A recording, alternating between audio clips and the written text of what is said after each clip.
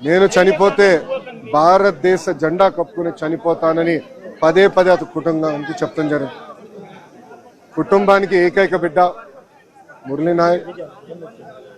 చిన్నప్పుడు వాళ్ళ అవ్వ తాతతో పెరిగిన వ్యక్తి. దేశం కోసం నిలబడతాను, దేశం కోసం పోరాడతానని చెప్పిన వ్యక్తి మురళీ నాయక్. ఇంత చిన్న వయసులో మురళీ నాయక్ చనిపోతాం నిజంగానే చాలా చాలా బాధాకరం.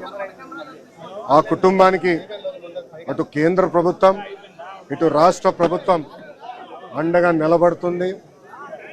గౌరవ ముఖ్యమంత్రి గారు మాతో మాట్లాడారు, ఉప ముఖ్యమంత్రి గారు, అదేవిధంగా హెల్త్ మంత్రి మన సత్యకుమార్ గారితో మాట్లాడి ఆ కుటుంబానికి ప్రభుత్వం నుంచి ఆర్థిక సాయం కింద 50 లక్షల రూపాయలు, దాంతోపాటు 5 ఎకరాల భూమి, ఇల్లు కట్టుకునేదానికి 300 గజాలు ప్రభుత్వం అందజేస్తాం జరుగుతుంది.